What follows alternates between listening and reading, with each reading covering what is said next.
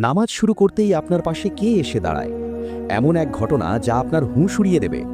আপনার সাথেও কি কখনো এমন হয়েছে? আপনি সারাদিন নিজের কাজে ব্যস্ত ছিলেন, মন একদম শান্ত ছিল, কিন্তু যতক্ষণ না আপনি আল্লাহু আকবার বলে নামাজ শুরু করলেন, হঠাৎ করেই মাথার ভেতর চিন্তার ঝড় শুরু হয়ে গেল। যে ভুলে যাওয়া কথা, যে জরুরি কাজ, যে পুরনো স্মৃতিগুলো সারাদিন যেগুলো মনে পড়েনি, ঠিক সেই সময়ই কেন মনে পড়তে শুরু করে? বিশ্বাস করুন, এটা শুধু আপনার মনোযোগের ঘাটতি নয়, এর পেছনে আছে এক ভয়ঙ্কর কারণ। ইসলামে, বিশেষ করে হাদিসে, এই ঘটনাটির স্পষ্ট উল্লেখ রয়েছে। এটা কোনো কাকতলীয় বিষয় নয়, বরং একটি পরিকল্পিত ষড়যন্ত্র। যখন একজন মুমিন বান্দা তার রবের সামনে দাঁড়ায়, তখন সেখানে এক বিশেষ শয়তান উপস্থিত হয়। তার নাম হলো খিনজাব। হ্যাঁ, খিনজাব।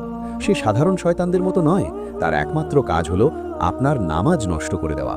আপনি যতক্ষণ দুনিয়ার কাজে ব্যস্ত থাকেন, সে আপনার কাছে আসে না, কিন্তু যতই আপনি নামাজে দাঁড়ান, সে ছায়ার মতো